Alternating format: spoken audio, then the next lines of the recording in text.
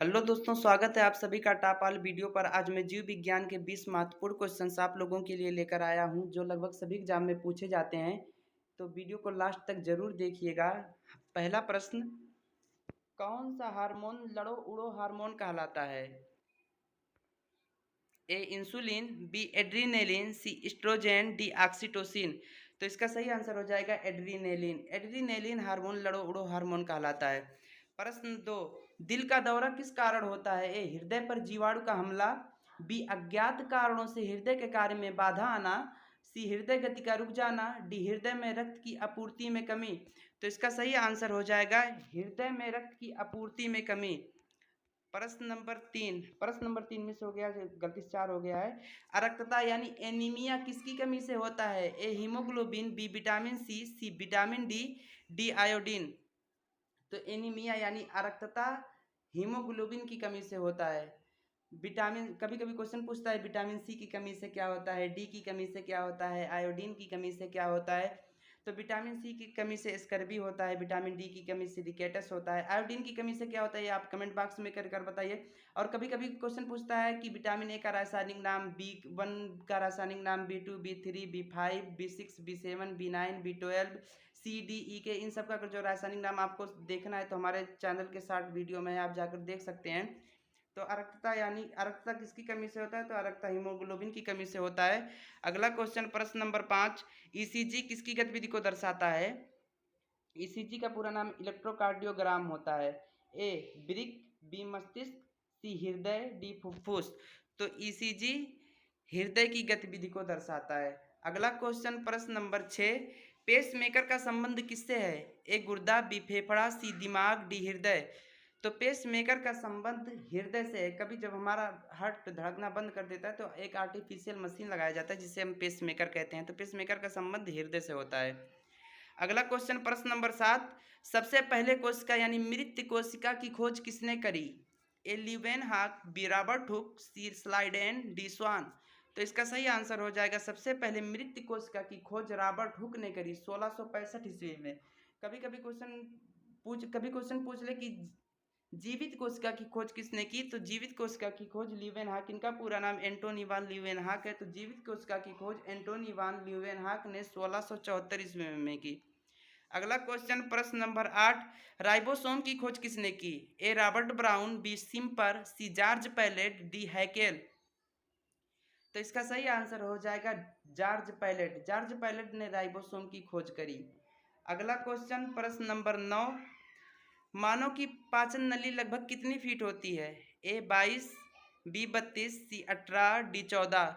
तो मानव की पाचन नली 32 फीट लंबी होती है। अगला क्वेश्चन, प्रश्न नंबर 10, मनुष्य में आरबीसी और डब्ल्यूबीसी का अनुपात कितना होता है? ए 1000 अनुपाते 1, बी 500 अनुपाते 600, सी 500 अनुपाते 1, डी 600 अनुपाते 1। तो इसका सही आंसर हो जाएगा मनुष्य में आरबीसी और डब्ल्यूबीसी का अनुपात 600 अनुपाते 1 होता है। अगला क्वेश्चन, प्रश्न नंबर 11, प्रोटीन का पाचन कहाँ से प्रारंभ होता है? ए उदर, बी मुख्य गुहा, सी ग्रास नली, डी इनमें से कोई नहीं। तो प्रोटीन का पाचन उदर से प्रारंभ होता है। अगला क्वेश्चन, प्रश्न नंबर 12, सोते समय रक्तदाब में क्या परिवर्तन होता है? पहले बढ़ता है फिर घटता है, बी बढ़ जाता है, सी घट जाता है, डी पहले जैसा रहता है। तो इसका सही आंसर है सोते समय रक्तदाब में क्या परिवर्तन होता है? तो घट जाता है। अगला क्वेश्चन, प्रश्न नंबर 13, लार किसके पाचन में सहायक होता है? A protein, B starch, C fibre, D वसा। तो इसका सही आंसर हो जाएगा लार स्टार्च के पाचन में सहायक होता है। अगला क्वेश्चन, प्रश्न नंबर 14, प्लेटलेट्स का वैज्ञानिक नाम क्या है? ए एरिथ्रोसाइट, बी ल्यूकोसाइट, सी थ्रम्बोसाइट, डी इनमें से कोई नहीं। तो प्लेटलेट्स, जिसे हिंदी में बिम्बाणु कहते हैं, इसका टेक्निकल नाम थ्रम्बोसाइट यानी वैज्ञानिक नाम थ्रम्बोसाइट होता है। एरिथ्रोसाइट डब्ल्यूबीसी का होता है वैज्ञानिक नाम, और ल्यूकोसाइट आरबीसी का। कभी कभी क्वेश्चन पूछता है कि आरबीसी की संख्या कितनी होती है, जीवन काल कितना होता है? तो आरबीसी यानी रेड ब्लड कार्पल्स की संख्या होती है 50 लाख, 5 मिलियन भी कह सकते हैं। इसका जीवन काल 120 दिन होता है। कभी कभी पूछता है कि डब्ल्यूबीसी का जीवन काल कितना होता है? तो डब्ल्यूबीसी का जीवन काल 2 से 3 दिन हो सकता है, 2 से 4 दिन, सॉरी। डब्ल्यूबीसी का जीवन काल 2 से 4 दिन होता है। इसकी संख्या 10,000 होती है। प्लेटलेट्स जिसे हिंदी में बिम्बाणु कहते हैं, इसकी संख्या 2 लाख के आसपास होती है। इसका जीवन काल 1 से 7 दिन हो सकता है।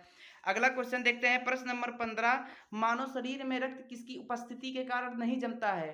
ए हिपेरिन के कारण, बी फिलोक्विनोन, सी राइबोफ्लोबिन, डी इनमें से कोई नहीं। तो मानव शरीर में रक्त हिपेरिन के कारण नहीं जमता है। अगर जो क्वेश्चन पूछ ले कि मानव शरीर में रक्त किसकी उपस्थिति के कारण जमता है, तो विटामिन के कारण, जिसे फिलोक्विनोन कहते हैं, इसके कारण हमारा ब्लड जमता है। अगर जो क्वेश्चन पूछे कि मानव शरीर में रक्त किसकी उपस्थिति के कारण नहीं जमता है, तो हिपेरिन के कारण हमारा शरीर में ब्लड नहीं जमता है।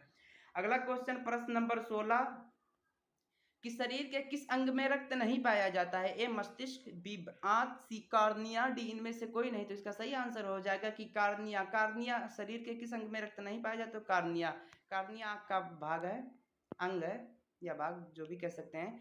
प्रश्न नंबर 17, शरीर का तापक्रम कहाँ नियंत्रित होता है? ए स्पाइनल कार्ड, बी हाइपोथैलेमस, सी थैलेमस, डी इनमें से कोई नहीं। तो शरीर का तापक्रम हाइपोथैलेमस पर नियंत्रित होता है। हाइपोथैलेमस इंटरनल चीज को बताता है, जिसे ब्रेन के 3 भाग, अग्र, मध्य, पश्च, अग्र के भी 3 भाग, सेरिबरम, थैलेमस, हाइपोथैलेमस। तो सेरिबरम तो मेमोरी कार्ड है, थैलेमस, हाइपोथैलेमस जो है ये इंटरनल चीज को बताता है, जैसे भूख लगी है, प्यास लगी है, ये हाइपोथैलेमस बताता है। थैलेमस एक्सटर्नल चीज को बताता है, एक्सटर्नल, जैसे कोई मार रहा है, पीट रहा है या कुछ हो रहा है, ये एक्सटर्नल चीज को थैलेमस बताता है। अगला क्वेश्चन देखते हैं, प्रश्न नंबर 18 है कि मानव शरीर में प्रचुर मात्रा में पाया जाने वाला तत्व कौन सा है? A oxygen, B nitrogen, C calcium, D लोहा। तो मानव शरीर में प्रचुर मात्रा में पाया जाने वाला तत्व ऑक्सीजन है। हमारे शरीर में नाइट्रोजन 3% पाया जाता है, कैल्शियम 2%। हमारे शरीर में लोहा कितना परसेंट पाया जाता है, ये आप कमेंट में कर बताइए। अगला क्वेश्चन देखते हैं, प्रश्न नंबर 19 है, डीएनए की पहचान सबसे पहले किसने करी? डीऑक्सीराइबोज न्यूक्लिक एसिड, इसका डीएनए का नाम है deoxyribose nucleic acid, full form है। A James Watson, B Mendel, C Robert Hooke, D Friedrich Miescher. तो फ्रेडरिक मिशर ने सबसे पहले डीएनए की पहचान करी, जिससे हमारा शरीर असंख्य कोशिकाओं से मिलकर बना हुआ है। तो अगर जो हम अपने शरीर की एक कोशिका लें, उसके न्यूक्लियस यानी केंद्र में जाएं, तो वहां पर हमें मिलेगा क्रोमोसोम। हमारे शरीर में क्रोमोसोम की संख्या 23 जोड़ी होती है। क्रोमोसोम को थोड़ा खींचेंगे तो हमें डीएनए मिलेगा, उसको और खींच देंगे तो जीन मिलेगा। तो डीएनए की पहचान, अगर जो उसको खींचेंगे तो वो डबल हेलिकल हो जाएगा। तो जेम्स वाटसन और फ्रांसिस क्रिक नामक वैज्ञानिक थे, इन्होंने बताया कि हमारा जो डीएनए होता है वो डबल हेलिकल होता है। तो इसका सही आंसर हो जाएगा कि डीएनए की पहचान सबसे पहले किसने की? A James Watson, B Mendel, C Robert Hooke, D Friedrich Miescher. तो फ्रेडरिक मिशर ने डीएनए की सबसे पहले पहचान करी। प्रश्न नंबर 20 है कि पौधों में जो हार्मोन पाया जाता है उसकी खोज किसने की? ए मेंडल, बी चार्ल्स डार्विन, सी न्यूटन, डी इनमें से कोई नहीं। तो पौधों में जो हार्मोन्स पाया जाता है इसकी खोज चार्ल्स डार्विन ने की। तो पौधों में कौन सा हार्मोन पाया जाता है, ये आप लोग कमेंट बॉक्स में कर बताइए। और एक क्वेश्चन आप लोगों के लिए कि बुढ़ापे में कौन सी ग्रंथि लुप्त हो जाती है? अगर जो वीडियो बुढ़ापे में कौन सी ग्रंथि लुप्त हो जाती है, ये क्वेश्चन आप लोग कमेंट बॉक्स में कर बताइए। अगर जो वीडियो पसंद आई हो तो वीडियो को लाइक, शेयर एंड सब्सक्राइब जरूर करिए। मिलते हैं नेक्स्ट वीडियो में, तब तक के लिए जय हिंद।